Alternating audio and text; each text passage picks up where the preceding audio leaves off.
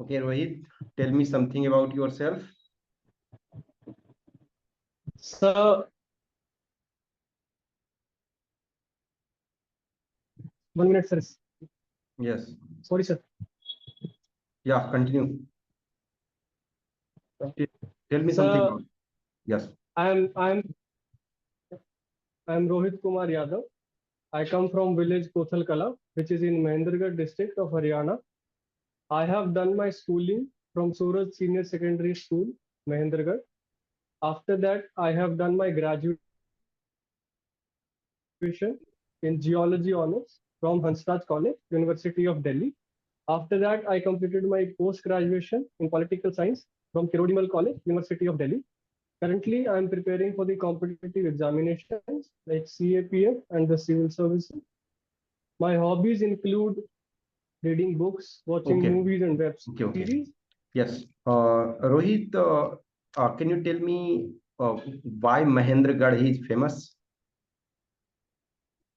Sir, Mahendragarh is famous for a lot of things. It would be, if we categorize it historically, it is important because of the Mahendragarh fort and the Dosi Hill, where the Chavan Rishi ashram is located, established by Chavan Rishi. And sir, apart from that, it is important in the economy for, as from the perspective of a tourist circuit. It has been built, included in the tourist circuit of Mahendragarh, Narnaul, Rewari, and Madhogad. Apart from that, sir, geological importance Okay. is Okay. also there. The You said Narnaul about. town of Mahendragarh Yes. district is Yes. important for Yes, mica. Rohit. Yes. So you said about Chavan Rishi. Can you tell me something about him? Yes. Sir, Chavan Rishi invented the Chavan Prash Okay. formula, which we currently use. And Okay. So in your area, and sir, Chavanpras is quite popular. yes, sir, Chavan Prash is quite popular. So you also have some formula of Chavan Rishi, or you forget? No, sir, I don't have that. Okay. Means someone is making But it, you I are just used to have enjoying. Chavan Prash during the childhood days. Okay. So, for Sir, example, in 2020, in COVID pandemic, you completed your graduation. So, in geology, graduation in yes, sir. geology, what motivated you to join political science in MA? Sir, during the second year of my college, I started preparing for the serious examination.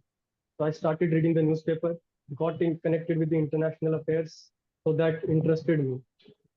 So and I also got to know that if I read international relations as a subject and also study political science along with it, it will help me during my service also. Okay. Can you tell me some of the So country? I decided to Yes. take it up as a Yeah. subject. Can you tell me some of the contribution of Manvendra Nath Roy, or popularly known as M.N. Roy, in political science? Yes, sir. Yes, sir. M.N. Roy was the leading figure in the Comintern, which was the Communist International Group. When he came back to India, he established the Communist Party of India in 1925. Okay. His Something basic more? idea was of Yeah. radical humanism, where, Yes. Continue. sir, the radical humanism idea, it actually confronted the Marxist idea of just being economically based. M.N. Roy's idea is that being only based on economic factor as a base will not the workers and the other issues on the base humanity and humanism. Yes, you said, for example, M.N. Roy was one of the leading figure in of communist movement in India. In your opinion, Yes, sir. is left a failed thing, or still left parties or left ideology has some relevance? What is your opinion? Sir, as far as the relevance Yes. goals, left party as a political ideology in a system will always be relevant. For example, if we see the government in Kerala, so it has communist leanings. So communism as an ideology is going to persist, but the extremist elements in the communist Okay. parties have to be uh, eliminated so that it does not take. So Okay. So, for example, in West Bengal was the largest state where communists were ruling and continuously. For example, yes, 24 years, yes, Jyoti Basu was there as chief minister. After Jyoti Basu, Buddhadev Bhattacharya was there. yes, sir. After Buddhadev Bhattacharya, continuously 3 terms that Mamata Banerjee is there.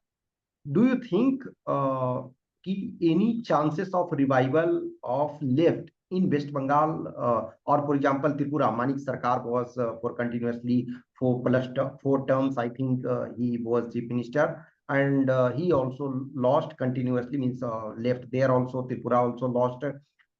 So, is there any chance or hope you see that communist will come in coming days in West Bengal?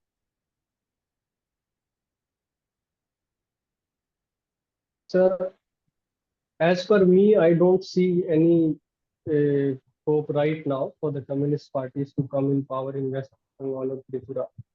The main reason of this, I believe, is the policy front, because as far as the industries and employment scenario goes, the industrial reforms taken and the capitalist industry which has been established in the Kolkata and the surrounding areas have provided the boost to the economic growth of the state and has also provided skilled and better opportunities for employment. So in this sense, sir, in current scenario, I do not see any hope for that. Okay, okay. Any leader, political leader of your state, is of communist ideology?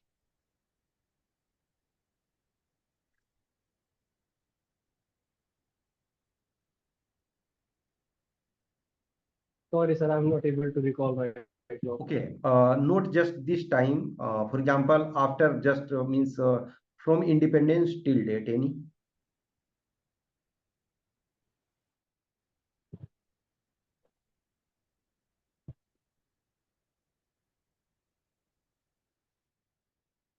Okay, no problem. Sir, Rohit.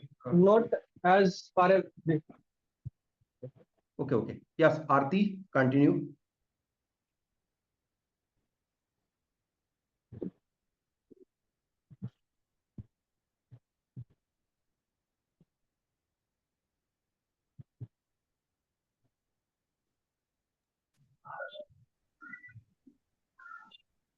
Okay, Rohit, tell me the important geographical features of Haryana.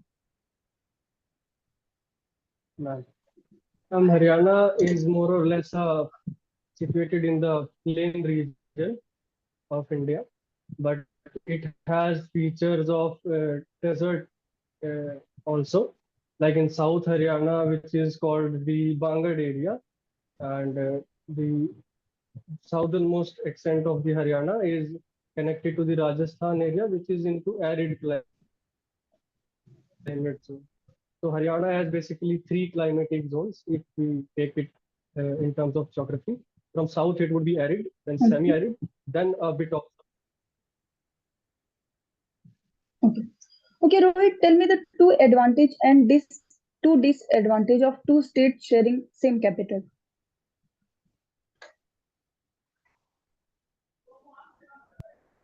Now the advantage is in cost terms and the policy front, because say when two states share single capital, there is a lot of interaction between the political ruling groups and ruling parties, and that gives that makes building consensus in terms of by talking to each other as a possibility.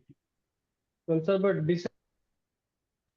disadvantage is that there are administrative issues which has to be dealt with. So the command of authority becomes a bit difficult there, because both the governments share some of the area, And also, ma'am, in terms of the geographical boundaries, it is also a contestant how much capital would be in control of which government. Okay. Okay, so there are many leaders from Haryana who participated in the freedom struggle. So can you tell me the name of at least some leaders?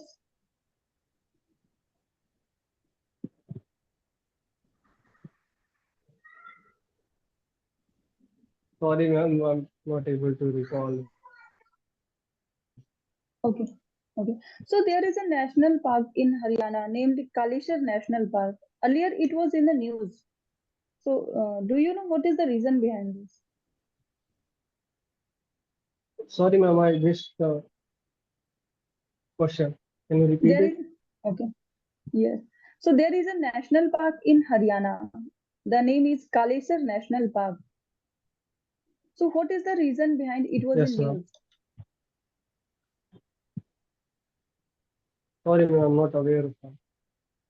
Okay. So there is a state government scheme related to farmers in Haryana, Bhavantar Bharpai Yojana. Yes, ma'am. So what is this scheme and how it is beneficial for farmers? Ma'am, as the name goes, Bhavantar Bharpai is the government of Haryana will pay the difference between the actual sale price and the MSP.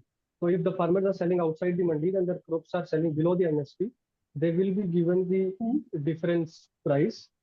So it will help the farmers to sell their crops from their field only because they don't have to spend an additional cost to go to the mandi. And also mandis will also be relieved in the sense that they will not be having some extra traffic because our capacity is limited. So in the sense, it will ensure the MSP also, and it will also ensure the efficiency of the market and also the mandis. Okay. Okay, so tell me something about green revolution and how it impacted the agriculture sector, especially in Haryana. Green revolution started in late 1960s, and it was because of the innovations in the agricultural field in terms of high yielding seeds and also the farm mechanization. Haryana at that time, ma'am, was part of Haryana at that time was a prosperous state in terms of agriculture, and the land was fertile there, and they were already leading in the government of India to implement and test the pollution plan. So after the implementation, the productivity increased, the produce increased, the income of the farmers increased, and the state became prosperous. And investment started in other fields also, like industry and mechanization. For example, the Green Revolution needed machineries in forms of tractors, harvesters, and a lot more. Fertilizer industry developed. So in this sense, investment started coming, and as a result, today Haryana is one of the highest per capita income states. Okay. So who do you know who initiated this revolution? Ma'am, in India, MS Swaminathan, Dr. MS Swaminathan was the originator, and overall around the world, Yes. the technology was innovated by Norman Borlaug. So he also got a Nobel Prize in 1970. Yes, So can you tell something about him? ma'am. He was a Mexican scientist, and initially he developed a variety of wheat in high yield.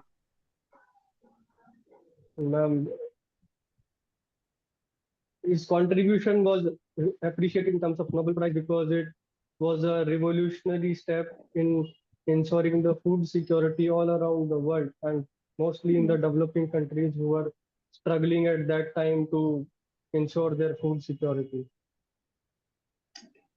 So Rohit, what's your opinion on Khap Panchayat? Like their existence is right or something else?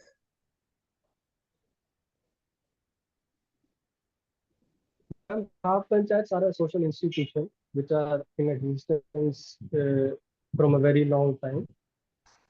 So, as a social institution, their existence is of no harm if they are involved in the community development programs, because we need such institutions to take up the democracy to the lowest level and to make people educated in lot of terms. But the issue with the Khap panchayats is that they are dealing in the personal affair and private affairs of the individuals, and they are taking the fundamental rights in their hands, which is against the constitution. So if Khap panchayats delineate themselves from taking such participation, and they follow the rule of law and respect the constitutional laws, Khap panchayats as an institution should be there. Okay. And what are the challenges gram panchayats are facing? Now, gram panchayats are facing the problem of it's a very famous saying by I think Ashok Mehta committee also identified the three problems of funds, functions, and functionaries. So there are lack of funds, there lack of employees in the government secretariat in a village, and also the functions are not devolved out of 29 subjects in the ninth schedule. In the 11th schedule, only 11 or 12 are compulsory, others are voluntary.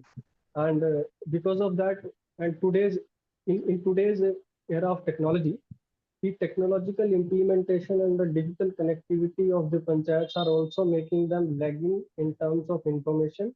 And also government is facing challenge in implementing the digital grant scheme. So due to that, corruption is also an issue. So have you observed any change in the approach of Khap panchayat in the last 1 decade?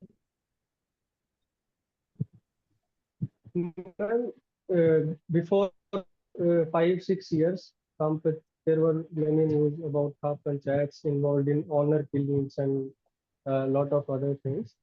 But this scenario is not even, because their existence and their rules. But in some of the areas, Khap panchayats have become a bit optimistic, and they are actually taking up the real issues which are involved in the society. Okay. So Rohit, we also see the consumption of drugs are increasing nowadays. Yes, So what are the reasons behind this?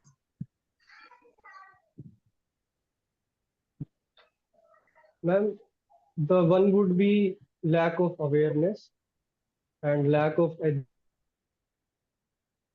about the symptoms and about the problems associated with the drugs. Because initially it is a well said thing that nobody drinks the first bottle of wine with his own money.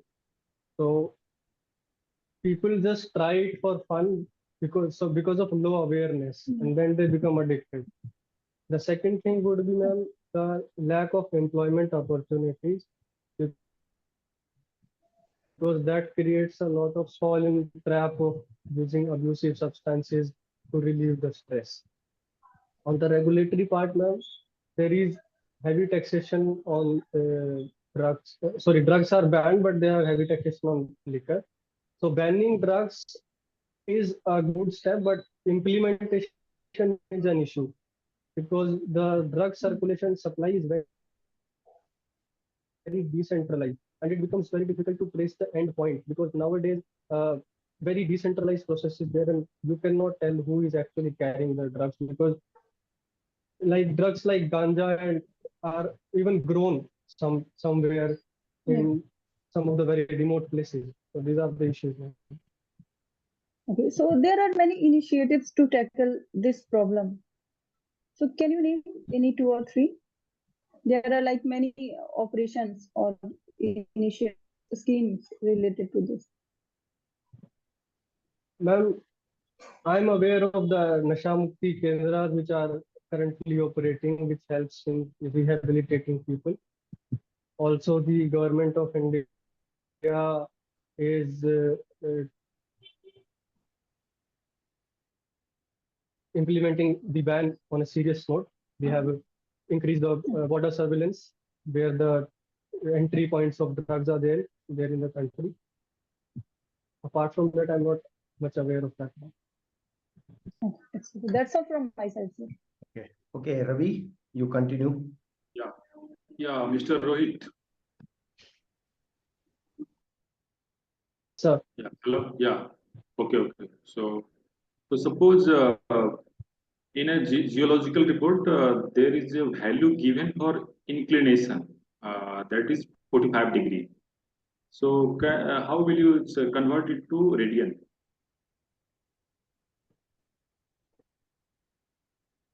Sir, I'm not able to recall the formula. I'm not well read about it. But you are aware of these degree and radian thing. Sir, I'm aware about it because we find out the dip and inclination by using these formulas even in a geological outcrop. But I'm not aware of the exact formula right now. Okay. So next question is, can you identify a few sedimentary basins in India?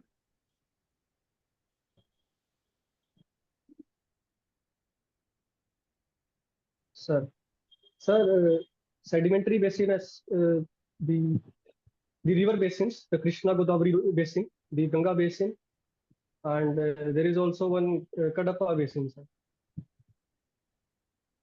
Okay. Apart from these, are you aware of any other?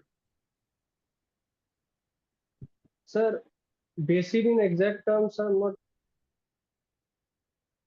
aware, but the Brahmaputra Valley and the Indus Valley also have the sedimentary depositions. So taking them so what is the importance of these basins? What kinds of product we can extract, or what kind of products means they can provide us? Means can you guess? Sir, sedimentary basins become placer deposits because placer deposits are formed by the concentration of a mineral in sedimentary rocks over a long period of time. So in terms of gold, we can find it as it is found in, I think, Madhya Pradesh in some basins. And also, sir, they are important if over a long period of time, sedimentary basins become important for the petroleum extraction also, as we see in the Assam region of Big Boy. Okay. So the next question will be can you distinguish among morphology, texture, and topography?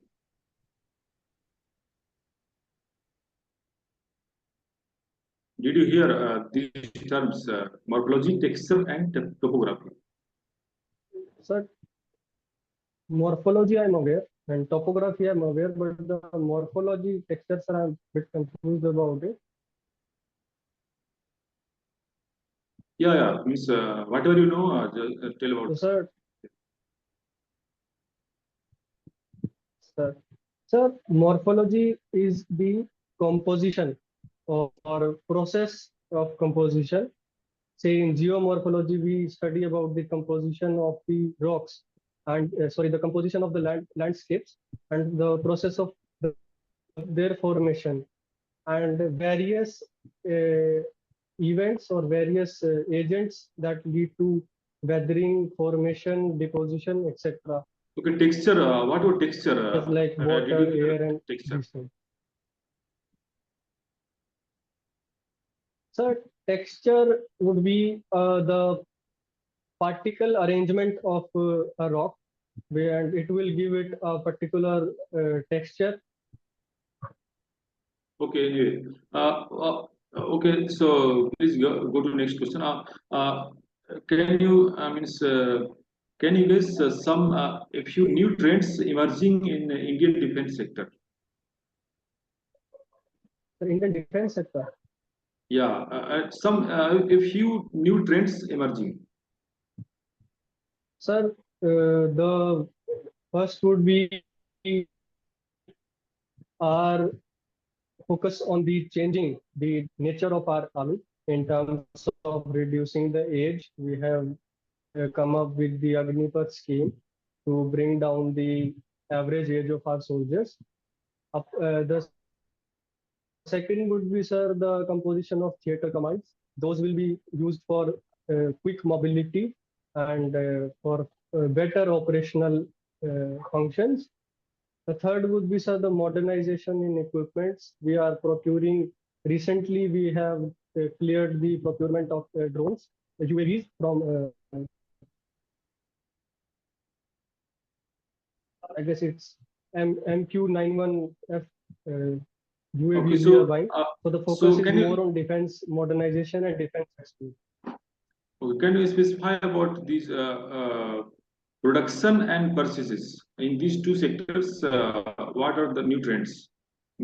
Production of defense objects and purchases of the same. So, what are the new trends in these two sectors?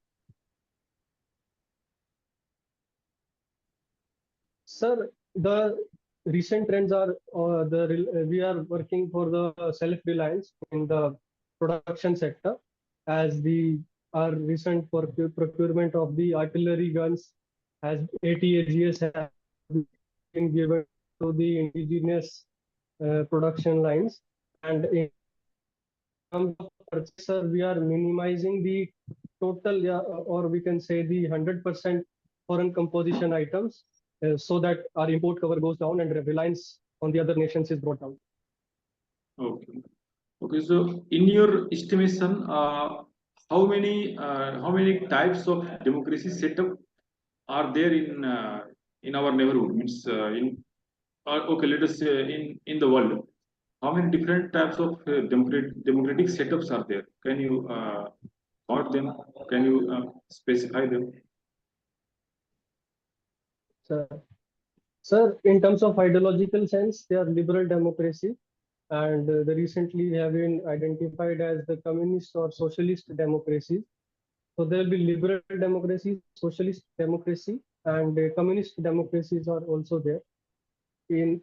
Among them, there are two types: direct and indirect democracy. So in the Western countries, more or less the liberal democratic setup is persistent. India has followed the socialistic kind of democracy, where the focus is more on the positive aspect of welfareism. And as per Robert Dahl, as per C.B. Macpherson, who is a theorist in democratic studies, he has also categorized the communist democracies on the basis of intra-party democracy. But you are missing one angle here. So Chinese and Russian. Hello, yeah. Sir. But you are missing here something, because means what about parliamentary democracy? Where it means in which format you told 2, 3, I think 2, 3, 4 setups.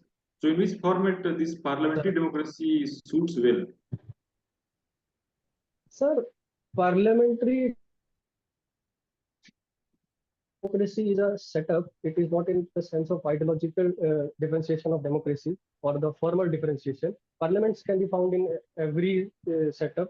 Then in liberal also, in socialist also, we have a parliament. In communist setup also, there are parliaments existence. So there is a legislative composition which is called the parliamentary setup. There is not a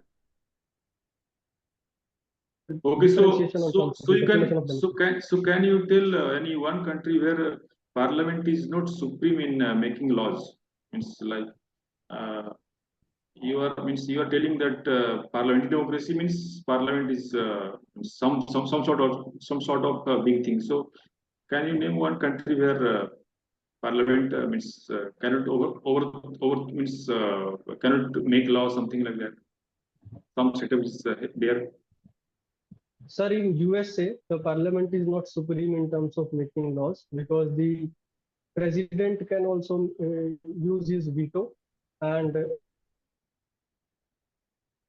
also the Supreme Court can turn down the decisions of the parliament or any act if it's unconstitutional.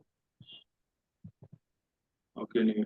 So what is the progress of India-Iran relationship, and in what direction it is going? What external factors are affecting this relation?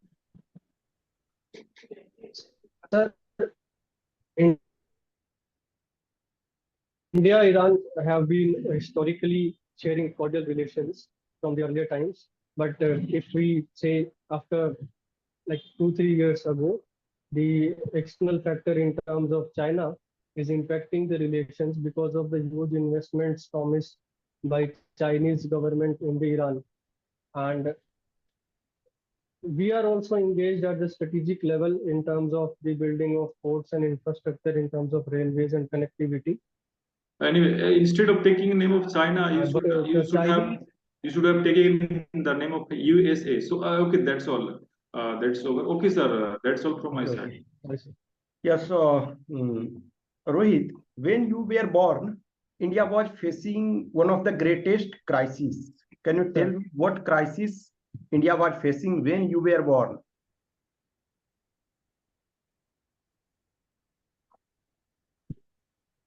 Hello, Rohit. Sir, around the time of my birth, yes, sir. Around the time of my birth, India had detonated the nuclear bomb. So we were facing the challenge of being accepted as a nuclear power, and also we are facing sanctions in terms of economic and diplomatic issues. Okay, yeah, that's good. So you said, for example, your family members from generations, they are serving in uniform forces. So from Yes, how many generations? Means you are in which generation? sir, I will be in the Fourth generation. So your great grandfather was there for first time. So when he had joined? Yes, sir, in 1942. Okay, so 1942, obviously at a time, India was not an independent nation. So he also served outside country? Yes, sir. Yes, sir, he served in the Burma. Okay. So during the Burma War. Yeah, so you are still did not join. Three generations you are already served. So out of three generation, maybe many people are there. So anyone got gallantry award? Sir, no, sir, no, there is no gallantry award, but there are distinguished service medals, long service medals. My great grandfather had the Burma medal. These are routine medals. For example, Yes, sir. some, for example, just when your force is completing, suppose 50 years or 75 years or something, Yes, sir. then by default you are getting medals. Yes, so these are not means these are routine exercises. So if, for example, yes, your force completes 75 years, then in bulk everyone will get medal. Or yes, sir. for example, you completed 16 years Yes, sir. of service or 14 years. Okay. So either directly your any of generation did Yes, not yes. get opportunity to fight in actual real war-like situation, or they fought, but maybe circumstances did not come in front of them and they were not able to receive any gallantry medal. What were the things? Sir, my great grandfather was the part of contingent for the Second World War. And my grandfather was the part of 1971 war. He was at the Western sector at that time. And my father was posted in Kargil as an artillery attachment. So all have participated in the war-like situation. Okay.